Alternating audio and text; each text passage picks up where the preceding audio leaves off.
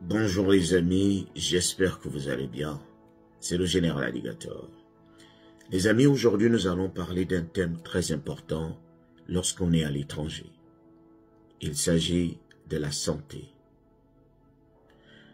La santé est pour ceux qui sont à l'étranger l'un des dons les plus importants. C'est la chose la plus importante qu'on puisse avoir lorsqu'on est à l'étranger. Sans la santé, nous ne pouvons rien. Rien du tout.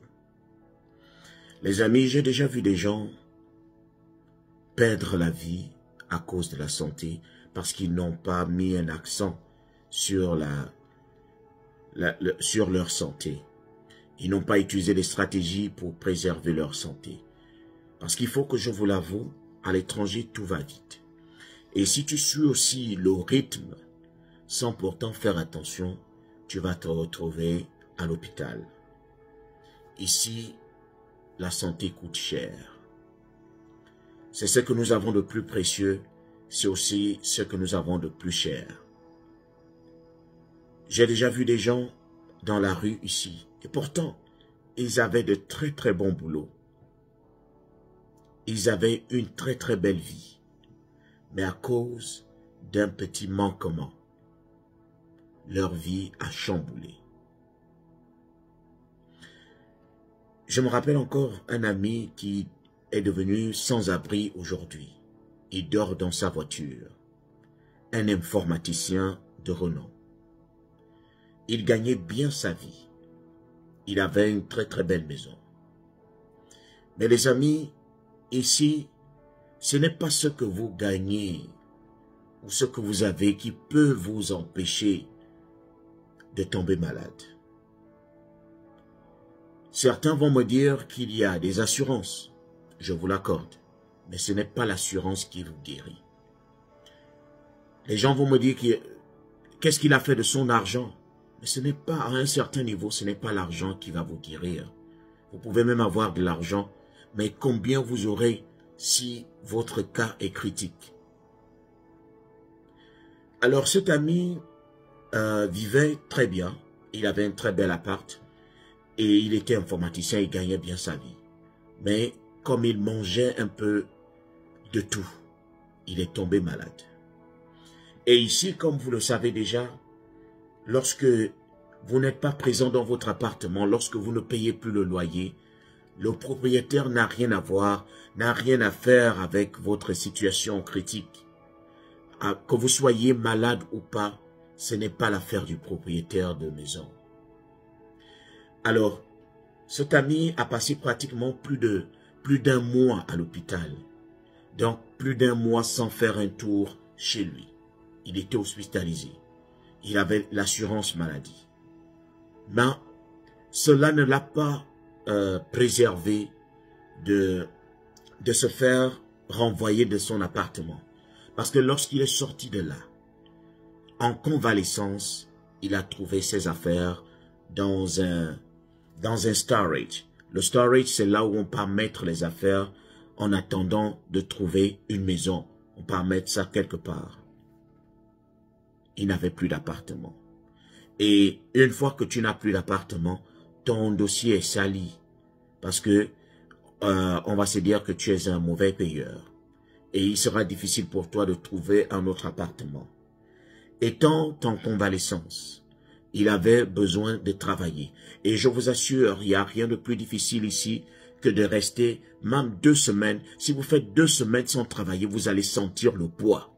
Vous allez sentir qu'il y a quelque chose qui ne va pas en vous. Parce que lorsque l'argent ne rentre pas, le poids des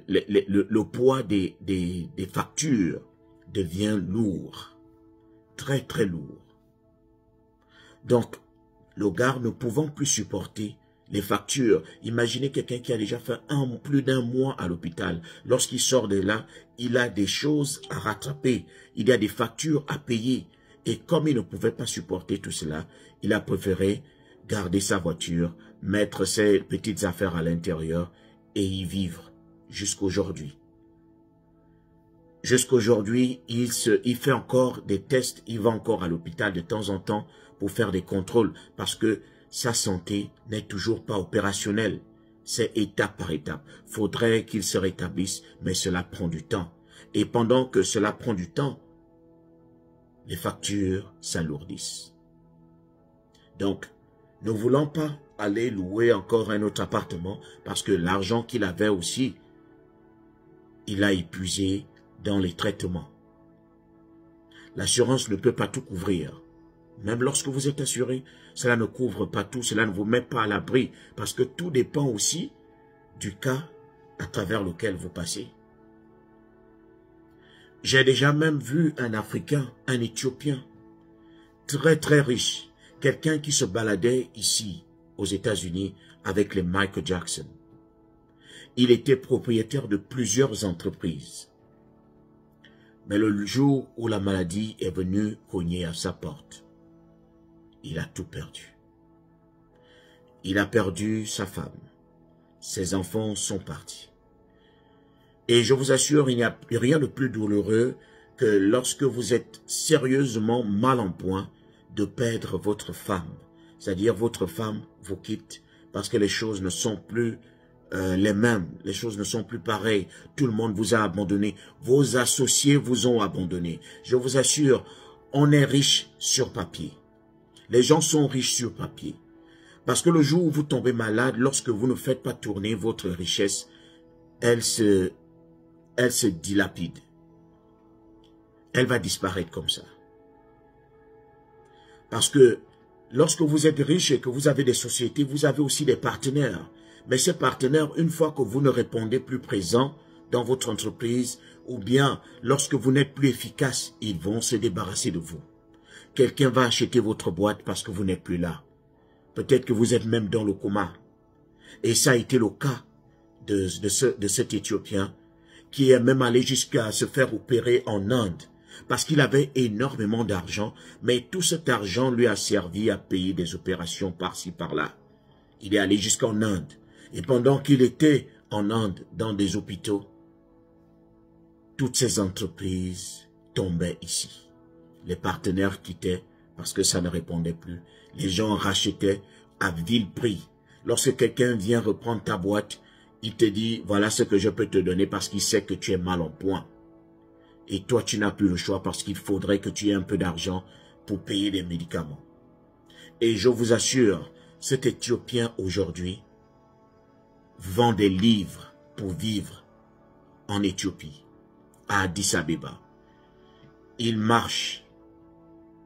Il se balade dans les rues pour vendre ses propres livres, parce qu'il a écrit un livre pour parler de son histoire, pour dire aux gens à quel point c'est important de préserver sa santé.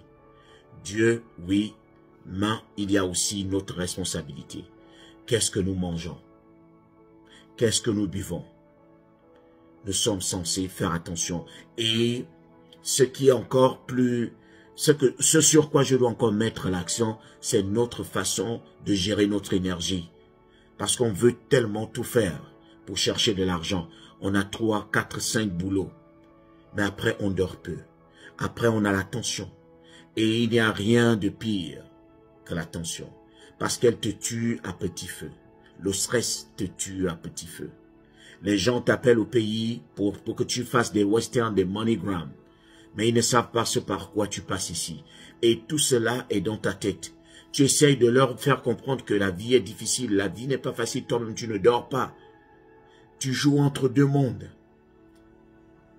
Et du coup, tu prends un coup. Et je vous avais parlé de cet Ivoirien, ce Ghanéen qui était décédé à New York dans sa voiture. Et pourtant, il avait 200 000 $ dans sa voiture comme il était taximan. Il passait plus de temps à dormir dans sa voiture que dans son appartement parce qu'il voulait gagner plus d'argent jusqu'au jour où il est parti dans son sommeil. Et c'est quand la police est arrivée pour faire les recherches dans sa voiture, on a trouvé 200 000 $, pratiquement plus de 100 millions de francs CFA dans sa voiture. L'argent, oui, mais la santé, c'est mieux. Parce que vous ne pouvez pas continuer à gagner de l'argent si votre santé s'est détériorée. Les amis, nous devons faire attention. C'est vrai qu'on est venu au front, mais on doit faire très très attention.